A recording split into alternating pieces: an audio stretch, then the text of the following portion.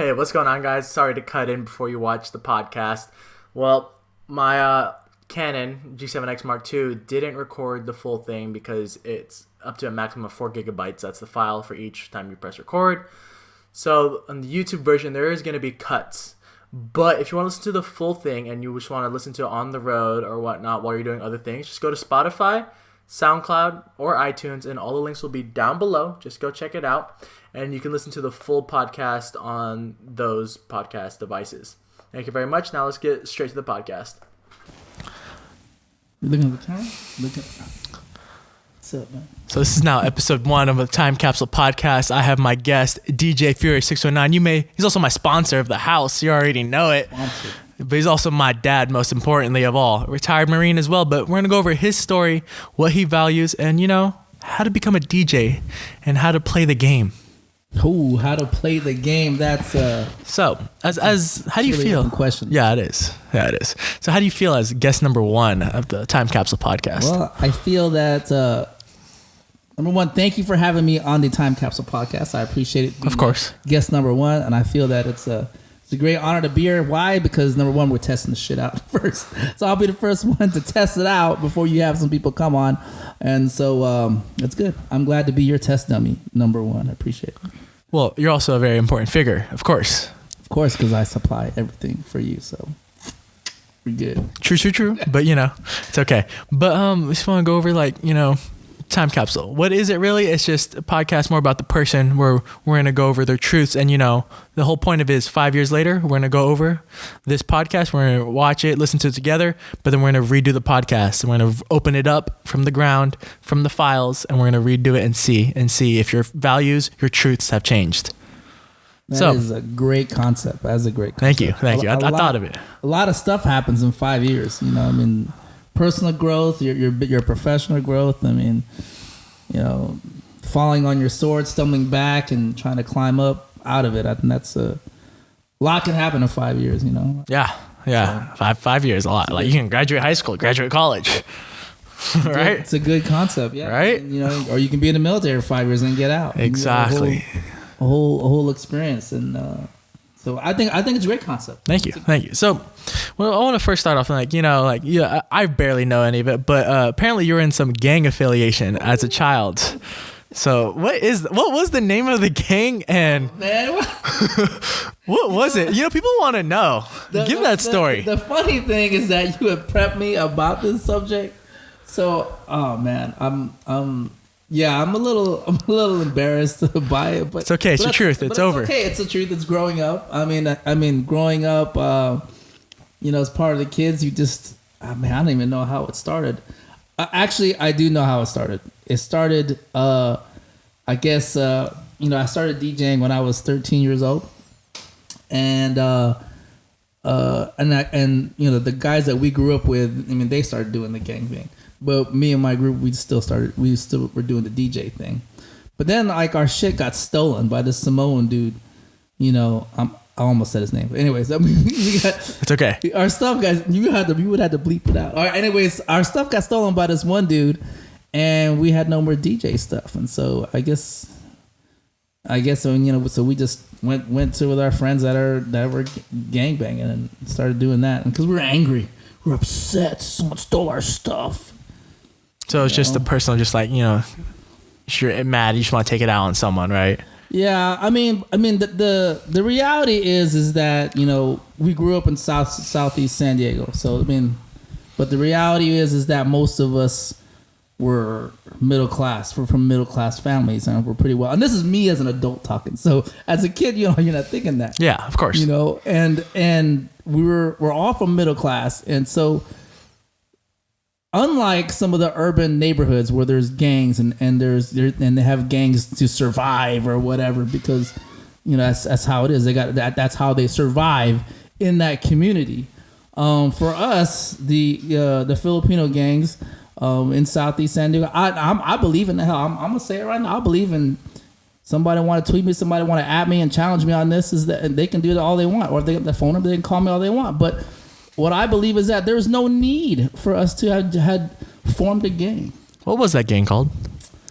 There was no need for us to form the gang. And the reason why I said there was no need for us to form the gang was because we're all from well-off families and stuff. What was the name? I don't want to say it wrong. That's why I want to get the facts straight. So what was the name called? It was the name from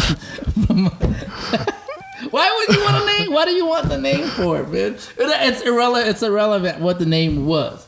Now, a name of the gang. So, but back to my point is that what is it? There's no need for shh. He's gonna bleep that out.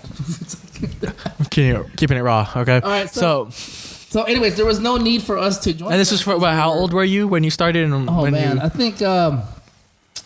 I think they had started the gang when I was 13 years old, but we were DJing. So it wasn't till I want to say we were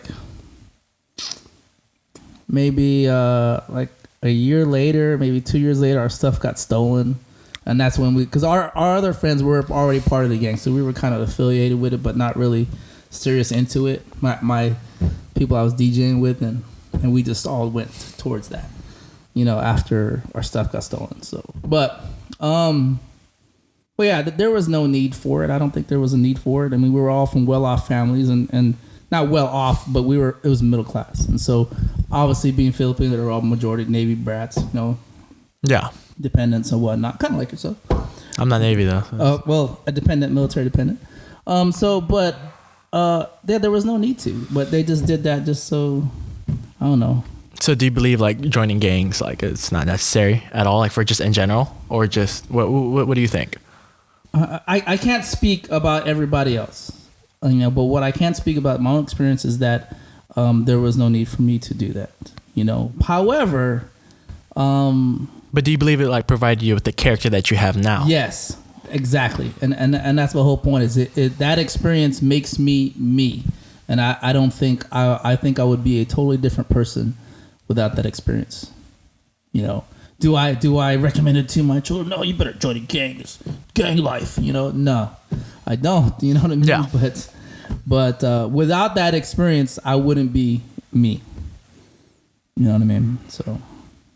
I mean, honestly, I don't think, especially in my military career and especially doing some of the things that I did, I don't think I would be able to have to survive unless I had learned some of those streets. So while you were in that gang throughout that, before you joined the military, right? Yes. You were still DJing. Yeah. I mean, eventually we got some stuff back and we were still DJing and stuff. So how'd you get into DJing? That's what. Well, I guess a bunch of my friends were DJing in the garage, and they didn't really tell me that they were DJing. So, but I kind of stumbled upon it. I was like, "What are you guys doing, dude?" "Oh, we're learning how to DJ." And I was like, "Oh, well, what's up? Can I learn too? Or how come?" I was the last one to learn out of my crew. I was like, "What the hell?" And so I would still practice, on the side, whatever. And then it was I think it was New Year's Eve. Going into the 9th grade or maybe something like that. But how'd you get into the whole parties? Were you making money during all that time, or? So let me back up. So back in the New Year's Eve, right? So everybody, we were doing a house party, and that's how we did parties back then. Was these house parties? Mm-hmm.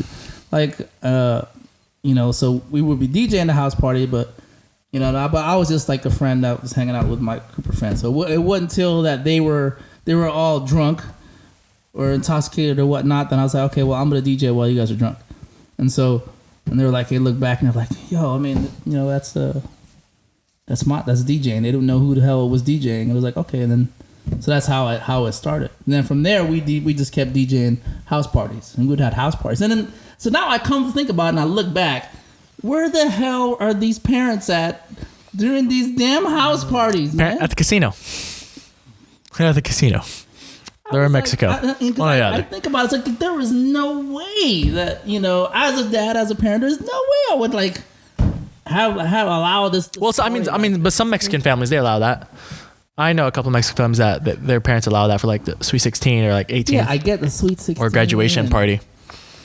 But man, sometimes the parties was out of hand. It's crazy. I was like, what the hell? These kids drinking and stuff. Where these parents at?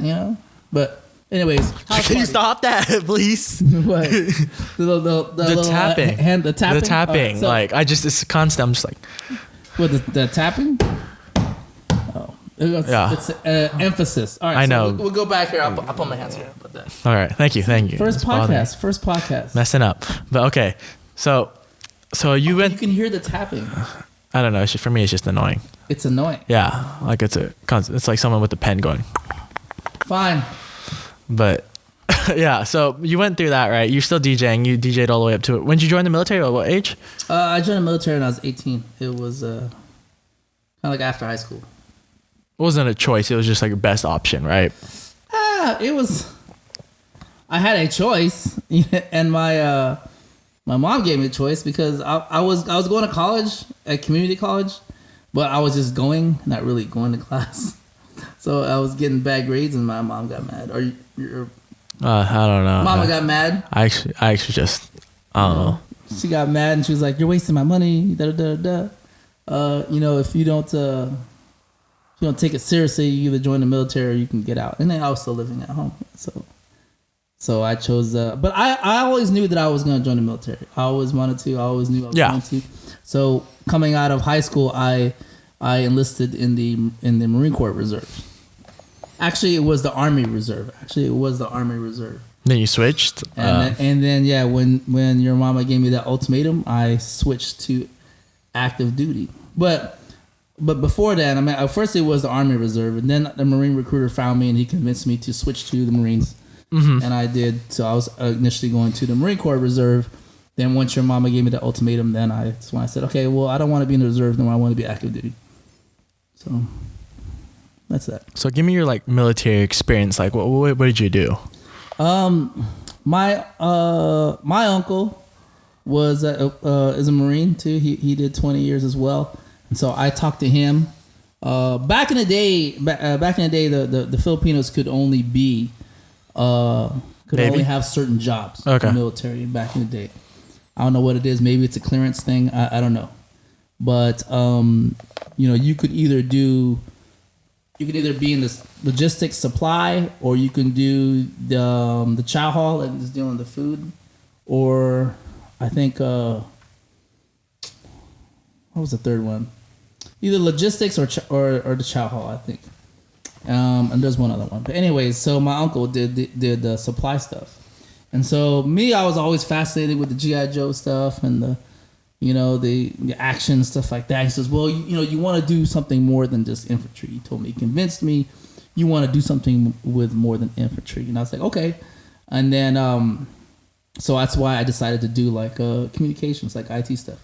But not necessarily computers, but with radios and stuff like that. And so I decided to do that because I said, it has something to do with I figured, I'm a DJ. It has something to do with music. And I was like, yeah, that's the job. That's the job I want. And so, okay. So it was the communications part of the IT field. So, and that's what I did. I did that. That's my primary job throughout the tenure, throughout my career. But I picked up other duties, other things along the way. So, what was your hardest part about being in the military? Honestly, the hardest part about being in the military was probably being me. I don't know. What do you mean? Elaborate on that, because the viewers don't know. The people listening don't know. Okay. So being me means I don't like being taken advantage of. That's like the biggest pet peeve of mine, is being taken advantage of and being bullied. I can't stand it. Why is that? Why is that? I can't. I just. Well, of course, but there's an associated experience with that. There is associated experience with it. When I was 13, I was bullied in junior high by these gang members were bullying me, and so. While you're in the gang, or is this? No, that's right. This is one of the reasons why we did form the gang, because we were getting bullied. So there was something before that. We decided to form the gang. There was before that. So you formed the. We formed the gang. I mean, after they formed the gang, because we just got tired of being bullied. What was it called? We formed a gang. So it was a Romanian name. So, but Kaduko, KDK. Anyway, What does KDK mean? We formed the gang. So, right? so I know the initials are KDK, but what does it mean? It was Kaduko? we related to the blood side of the house. So Okay, but what? How do you? I know the initials are KDK, as I've heard per sources. All right. So the name of the gang was Kaduku. That was the name of the gang, and that's Guamanian for crazy. Okay, Because okay. the head guy was Guamanian. Okay, that makes sense. So in our gang was made up of Filipinos, Guamanians, islanders and stuff. All sorts. Yeah. So, and so hence being bullied, and so. So what does that make you like? How that has to do with the Marine Corps of not like stopping you from being you. So what is you? You know what? Since we're telling my story, I had this friend of mine, and we grew up together and whatnot. And then when we were being bullied by these individuals, they would chase us after school, and they was looking for us. Mm-hmm. All because I was talking to some girl. It's always over a girl, right? So I was talking to some girl. So anyways, one of the guys I called out my friend and wanted to fight him after school. I heard about this. And this event changed the course of my life. And I told this to this guy, this friend of mine, because since then we had a phone. Well, I'll explain it. So and this was when I was 13 years old. So he was, after school, he was going to fight this other kid, the kid that was bullying us, that he was like 2 grades up or whatnot. This guy ended up being, I seen him on the news when we were adults. He was being chased by the PD, whatever. So I guess his life wasn't he that turned well. out exactly who he turned out to be supposed to be. Okay. All right. So, so this guy, this friend of mine was supposed to fight this guy. And I knew he was going to fight him after school. Mm-hmm. And I was afraid, and I didn't show up. I didn't show up to back him up or even just to be there. And he held that against me for the entire duration of junior high, the entire duration of high school. That's a fake move right there. You're a fake friend. And we were friends, and we were close. And then, but we were being the same friend. And we would be in the same friend, same group, and we'd be in the same gang. And then, there'd be times I went to go fight somebody, and then from the opposite gang, and then he would be like, "Man, I'll fuck them both up." And it would be hard trying to hang out with with the same group of friends, because they'd be like, "Well, let's not invite him because so and so's." We have beef, yeah. You two had beef. Yeah. Now, could he kick my ass? Yeah, he was. His grudge is well deserved. It was. But, man, ever since then, anybody that needed me, I was always there. So it was a learning experience. It was because of that incident. And so throughout high school, if anyone needed me, I was always there. If there was a fight, I was the first one to jump into the fight. And so, like, after that experience, and after how does that have to do with stopping you from being you in the Marine Corps, though? Let's link that together. Case, so we're gonna circle it back around to joining the Marine Corps. Was that once I got into the Marines, I just wouldn't. I basically had no fear after that. Yeah, I had no fear after that, because I wasn't gonna let nobody bully me ever again. I wasn't gonna be scared of anybody ever again, and I wasn't gonna let my friends down ever again. And I was never going to be taken advantage of ever again. So being in the Marine Corps during the time I joined, which is the early 90s, all the Filipinos joined the Navy. So wait, how do you think other people, when they're being bullied, what should they do then? Well, hold on. Before we get to that, let me get to my point. Is that all the Filipinos joined the Navy. So there were no Filipinos in the Marine Corps. So I was the only Asian dude in the Marine Corps. And it was pretty racist back in the early 90s. Mm-hmm. And so the hardest part about the Marine Corps was dealing with that, dealing with the racism, dealing with the hazing, and dealing with just being by yourself, because all the black people stuck together, all the Mexicans stuck together, Of course, all the white people. Yeah. And so everyone stuck to that, but I was the only Filipino, the only Asian, and I had no group to go to. So that was the hardest part about being in the Marine Corps. So my first 3 years was I hated it. It was very, very challenging. So that answers that question. So I mean, so just like a viewer out there, a listener, like what should they do like about bullying? Like say if they're being bullied or whatnot. What? Oh, and I've told you this before. I told you and your brother this before. Is that you got to stand up to them, because if you allow yourself to be bullied, you give them the power, and then they're gonna keep coming back. Bullies will keep coming back as long as they feel they have power over you. They'll just keep coming back because it makes them feel better. Then how does this like entail with like the whole online situation with cyberbullying? Is it the same concept or same process? Man, how would you deal with that? As far as cyberbullying, it's tough, man, because like if someone's bullying me in person, I'll be like, okay, what's up? And you'll be able to confront them. Mm-hmm. But man, with the cyberbullying, hell, it's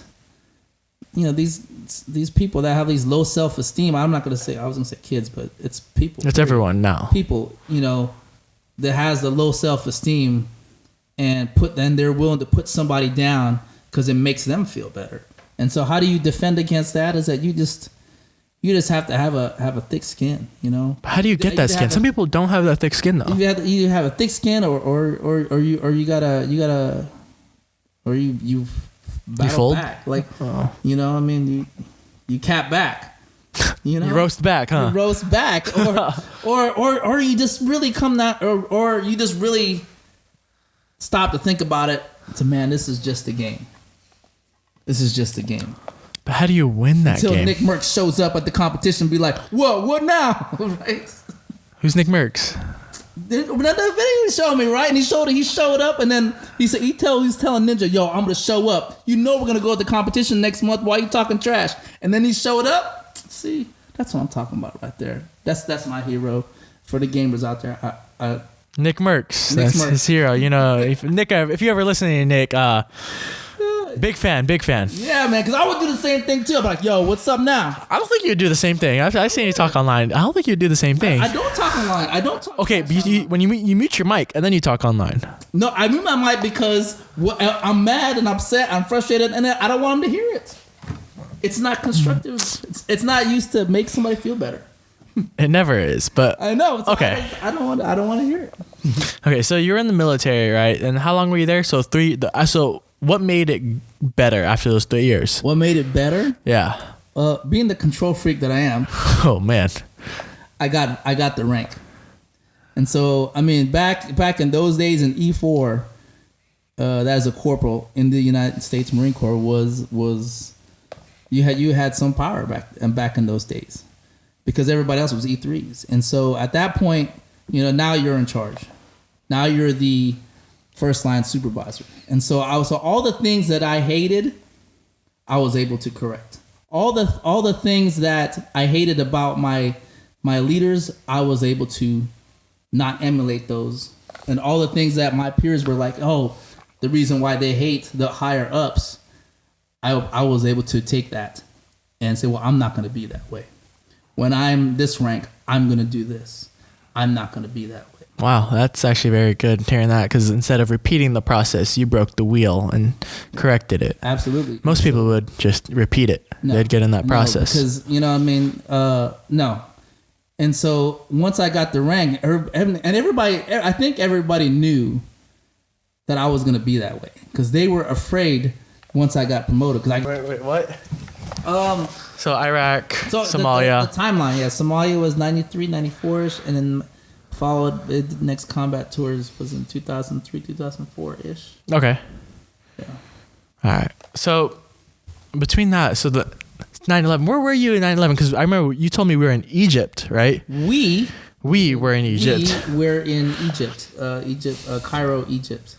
I was working I was in the Marine Corps on a special duty assignment with the Marine Corps Embassy Security Group. Mm-hmm. We were in charge of the internal.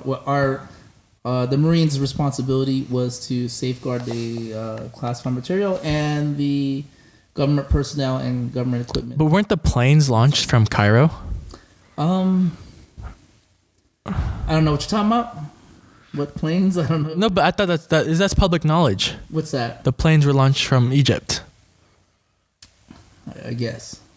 That is public knowledge, so you can't disclose that. No, I mean, if it's public knowledge, it's public knowledge. Okay, but that's why it was so serious for you to lock down the embassies, because the planes came from Cairo. A lot of the terrorist activities, and this is publicly known, came from Cairo, Egypt. Or came from Egypt. So make sure you leave a comment if you want to hear some of these X-Files. No, there's gonna be no X-Files. Make sure if we hit 1,000 likes on the video, yes, we'll do X-Files. Make sure you leave a like. That's public knowledge for everybody. So we'll do an X-Files podcast if you guys want to hear it. I've said nothing that's not public knowledge. I don't know. It's okay. But yeah, so that was my role there. I was the assistant detachment commander, also known as the A/, the second in command, kind of the Marine detachment there. So, but I learned a lot of work experience, and you learned how to crawl and run. Yay! So during that whole time while you're in the military, were you DJing at all? Okay, so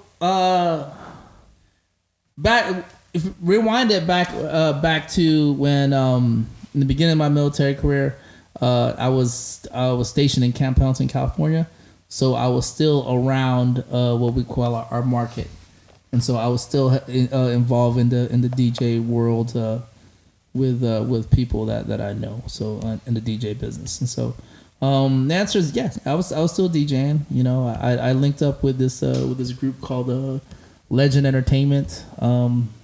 Are they still around today? Very, very, very popular in LA.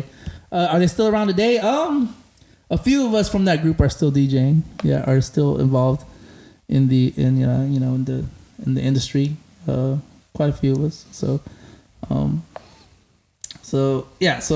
I linked up with them and then started DJing with them. While in the Marine Corps too? While in the Marine Corps, and so DJing here in San Diego and in LA and stuff like that. So.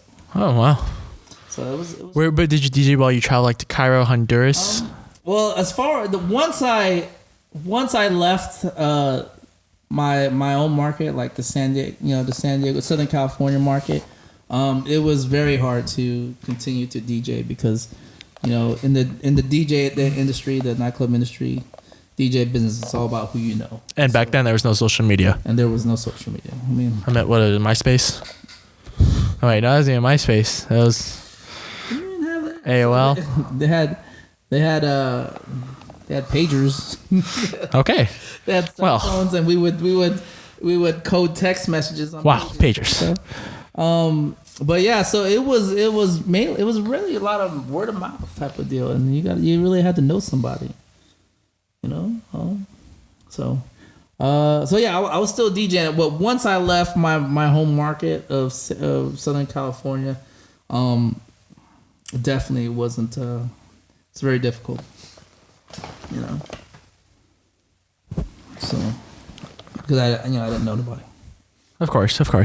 But okay, so you were DJing. So you stopped. When did you come back into DJing? At what age? Well, I would still DJ here and there, but not really actively involved. Just like, a party here and there, and messing around or whatnot. But I came back, probably when Serato. It's a software called Serato that most of us DJs use. Because before Serato, we had what you have back here is records, right? We use these records back here. Oh, these are records? I didn't know what these were. Wow. Well, he's lying. But anyways, we use before they had Serato, we use these, and the crazy thing. Here's the crazy thing. And growing up, I was always into computers. I've always had a computer.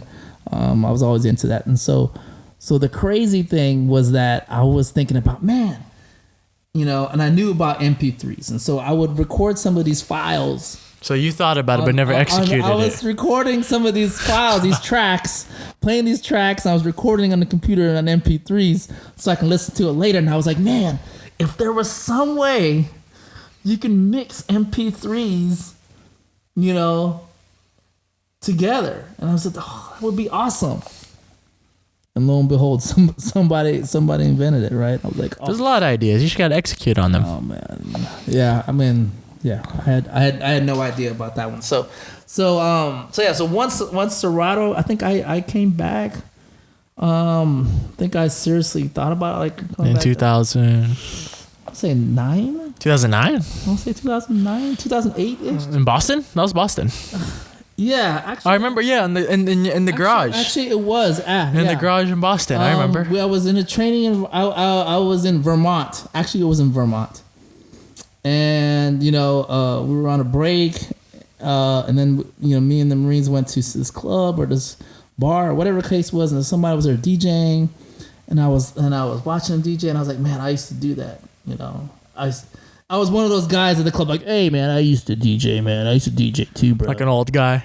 Not really old guy, like those of us that DJ now. There's always a guy that comes up and be like, "Yo, man, I used to DJ too, bro." And then they be trying to give you advice or some shit like that, or they just be trying to, I don't know, they just trying to relive their moments and shit, right? They be like, "Yo, man, I used to DJ too, bro."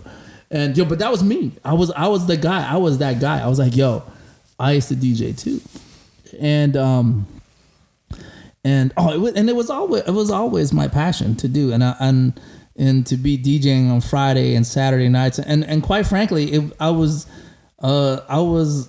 like depressed every Friday and Saturday night before then that I was not DJing. You know, I felt I was missed. A part of my life was missing, and I was feeling a little depressed. Like, damn, I'm not DJing no more, because it was so much a part of my life from since I was a teenager. It's like playing football. Like if you play, I could care less. It's like for someone that's playing football, like, you know, they play football all their life, like from the time they're 10 years old all the way into high school, maybe into college, and then boom, it stops, and they're like, dude, what's up? But that's something that means you're just not good enough if you can't make it in there, though. That means you suck. Like that. But let's just say you were doing something for that long, and you're so used to playing. Let's say I'm playing football, is that you're so used to playing on Friday nights, and then, you know, that was like your routine or whatever for so long, and that same thing goes for me for DJing. It was the Friday and Saturday night, you know, and I would be DJing somewhere, you know, and when I was in the military, when I was away from my market, I didn't have it, and you know, I was sad, and you know what would fill the void was when we played Rock Band. Man, wow. That playing Rock Band, believe it or not, at the house was filling that void.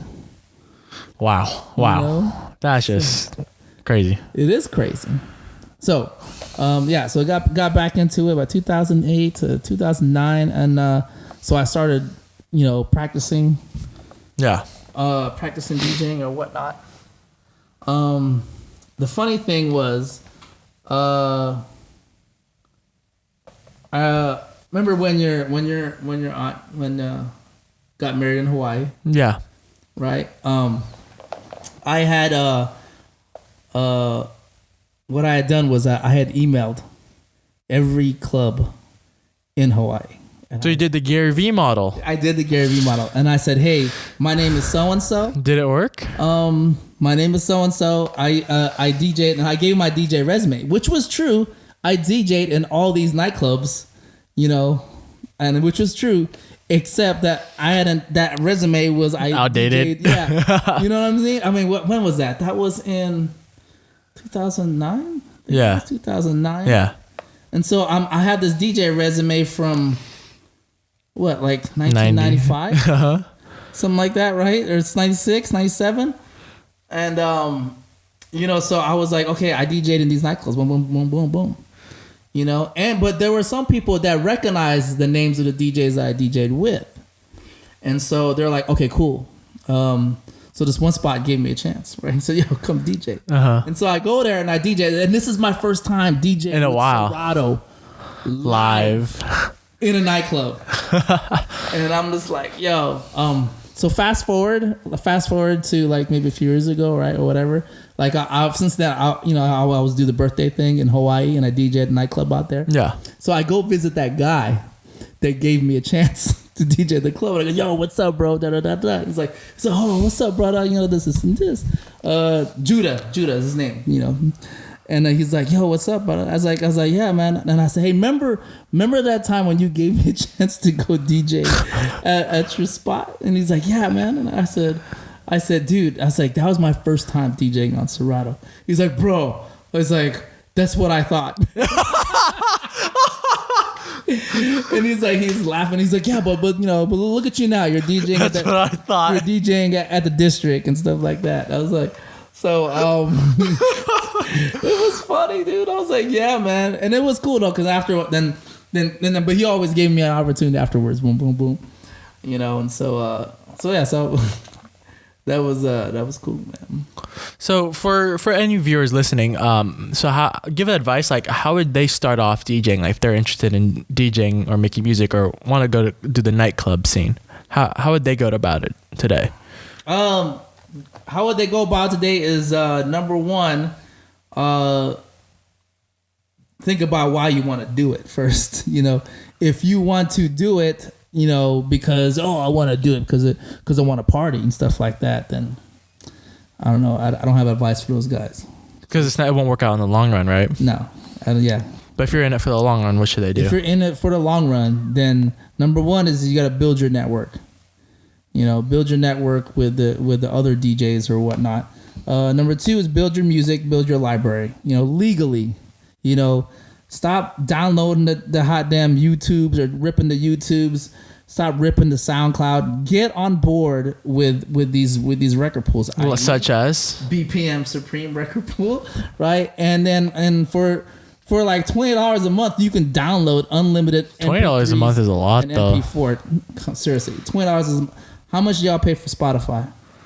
$7 a month. How much do you all pay for your phones? This, and this. Parents pay for it.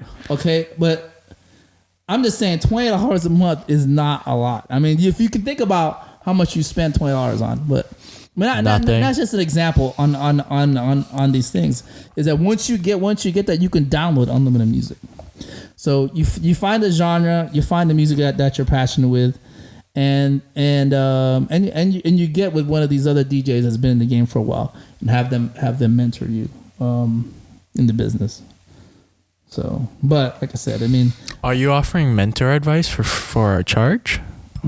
No, I mean, am I offering mentor advice for a charge? No. So if people want mentor advice, they go to what's your Instagram or Twitter handle?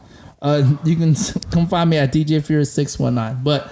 DjFurious619. Yeah, that's right. It, right. That's for Twitter right. and Instagram. Twitter, Instagram, Twitch, YouTube, everything. But you don't post on Twitch and YouTube, so go to Twitter and Instagram.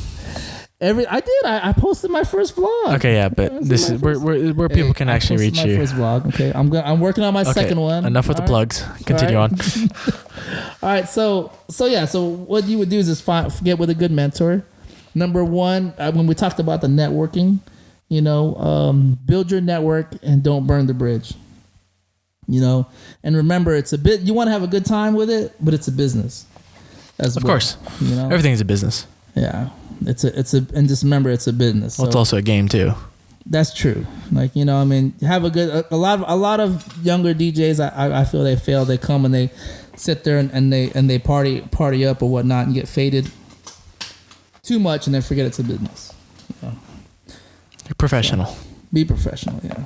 Yeah. So that's 1 and 2. What's the third tip? Oh, there's a lot of tips. Go on. Keep on going on. We got all day. This is a podcast. Man. We can go on and on. Continue on. What's on? Because people want to know. You're helping. This is your value you can provide. Let's just say we'll take your. What was your name of your friend that came by? Richie. Richie. Take your friend Richie. If I was mentoring Richie, or if he kept coming back. Okay. So, but what was the? If he kept coming back for mentorship, I would work on his music library, and I would work on him making the connection with the music that he has.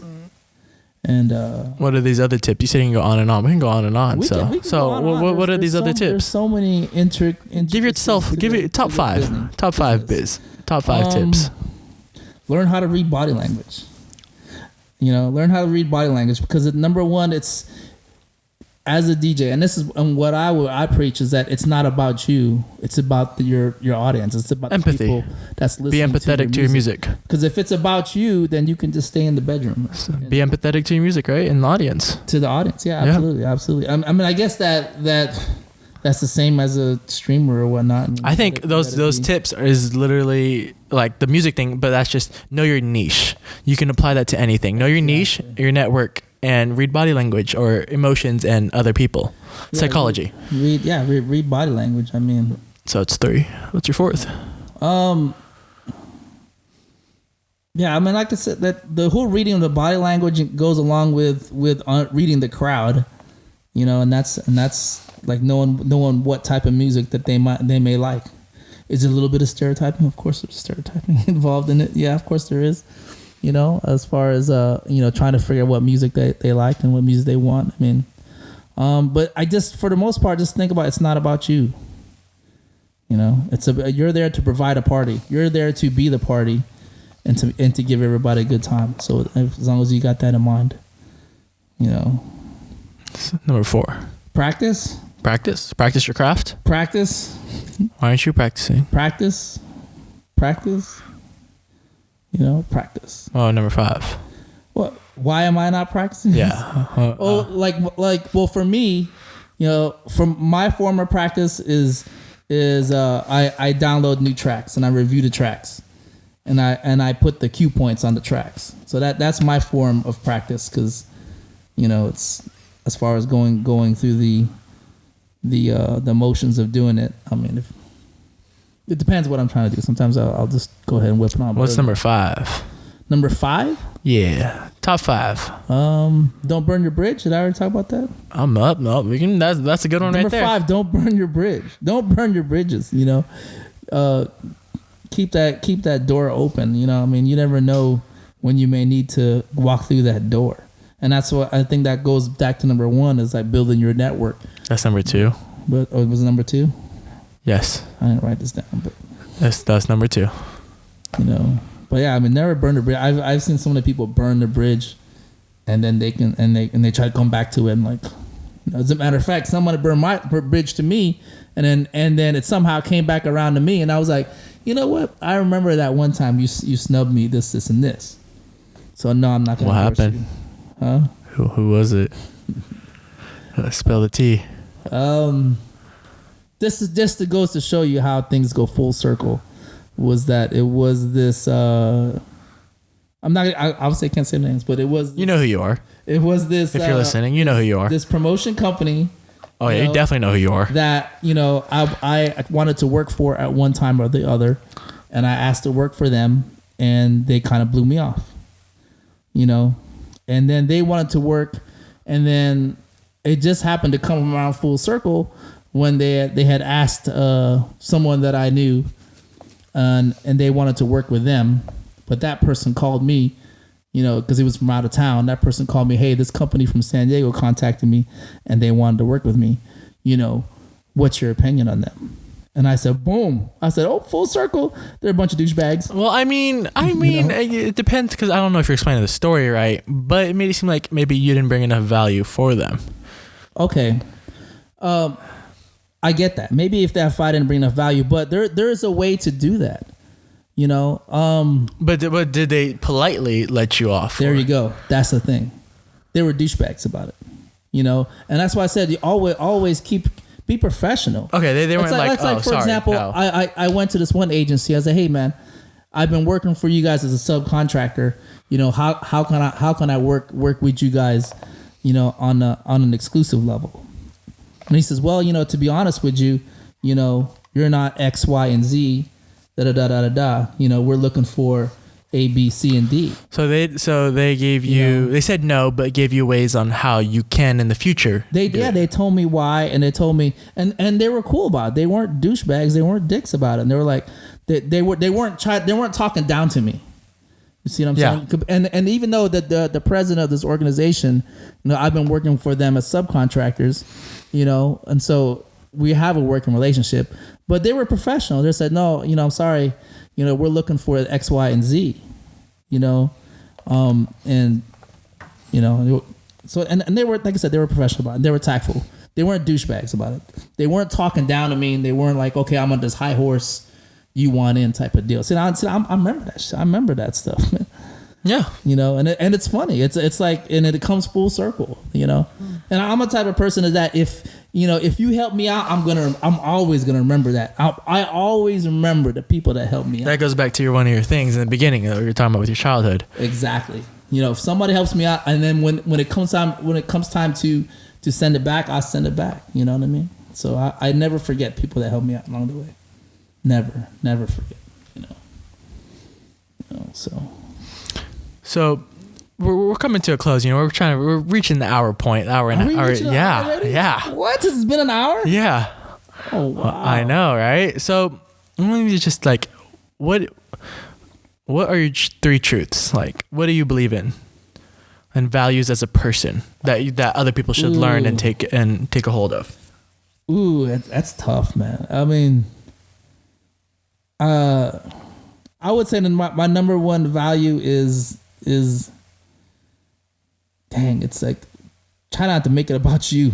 I don't know. I mean, I always try to think outward, not inward, even though everyone's naturally focused on inward, you know, and I try my best to be outward, you know, think about how it's affecting other people, you know, just be giving and gratitude.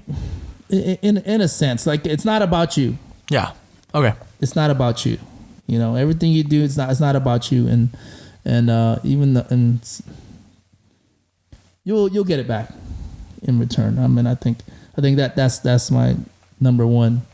And obviously, you know, I'm a dad, so I live for you guys. You know, I'm also a supervisor at my day job. I live for them, and I do mentor younger DJs, and I provide them advice and stuff like that. So, I guess maybe it's the Marine in me as well too, always mentoring other people and providing for them, I guess. So number 2, I would say number 2, like, for the DJs, always whenever time you're performing and you're playing music, always play as if it's packed. And practice how you play. Somewhat. It's like, no matter how much you're playing, whether you're playing for 1,000 people or you're playing for 10 or 20, always perform the best. I think this goes with anyone that watches. You don't know. You never know who's listening. Me to buy these products and stuff like that.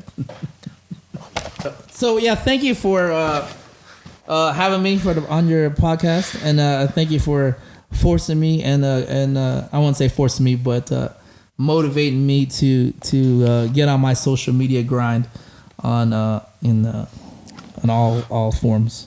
So I appreciate that. And anything before we put away this time capsule for good for another 5 years? Anything else you want to say? So time capsule. Hopefully when I see you again in 5 years, it's gonna be positive. I'm gonna say, man, you know, hopefully I stick to my truths, you know, and hopefully looking back, I can say I grew into a better person. So you stay growing. So I just want to thank you all for tuning in, listening. Listen to podcast. We had my guest, my dad, DjFurious619. And yeah, hopefully if you're listening to stream on YouTube or on Spotify or on SoundCloud or however way you're listening, make sure you follow me on my social media to stay updated and know when I'm doing a podcast next. And yeah, I hope you'll have an amazing day. Make sure you keep on grinding. And of course, I'll see you next time on the next time capsule that we start. Catch y'all next time.